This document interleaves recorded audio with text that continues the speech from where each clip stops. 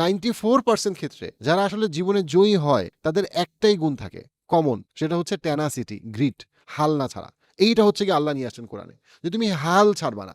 তুমি যখন ইমানে আসছো, তুমি বুঝছো আল্লাহ সত্যি, আল্লাহর সামনে তোমাকে দাঁড়াইতে হবে, তুমি বুঝছো রাসূল সাল্লাল্লাহু আলাইহি ওয়াসাল্লামের জীবন যাপন কেমন ছিল এবং তাকে তোমার অনুগত্য করতে হবে, তুমি হাল ছাড়বা না। সূরা আলে ইমরানেই কিন্তু এটার দোয়াও শেখানো হয়েছে যে আমরা কি কি দোয়া করব। রব্বানা লা তুজিগ কুলুবানা বাদা ইয হাদাইতানা ওয়া হাব লানা মিন লাদুনকা রাহমা। আমরা একবার যখন ঈমানে আসছি তারপরে যেন আমরা বিচ্যুত না হই। লা তুজিগ কুলুবানা বাদা ইয হাদাইতানা। আমরা একবার হিদায়াতের পথে আসার পরে যেন বিচ্যুত না হয়ে যাই। একটা মানুষ ডিভোর্সের মধ্যে দিয়ে যাচ্ছে, কিন্তু তারপরেও তাকে চেষ্টা করে যেতে হবে যেন সে আল্লাহর পথে থাকতে পারে। মানুষ যখন প্রচন্ড কষ্টে যায়, তার সন্তান ইন্তেকাল করছে অথবা অর্থনৈতিক আশঙ্কা, অনেক মানুষ কিন্তু ইসলাম থেকে দূরে সরে যায়। তখন অনেকে দূরে সরে যায় কারণ কষ্ট সে নিতে পারে না, তার কাছে তখন আল্লাহর উপরে অভিমান সৃষ্টি হয়। কিন্তু আল্লাহ ওই জিনিসটা মনে করে দিচ্ছেন যে তোমার কাজ হচ্ছে হাল না ছাড়া, সেটাই তোমার কাজ, সেটাই তোমার দায়িত্ব। কারণ তা না হলে তুমি কখনো সফলতায় পৌঁছাতে পারবে না। তোমরা যারা ঈমান আনছো, তোমাদের প্রথম কাজ হাল ছাড়বা না।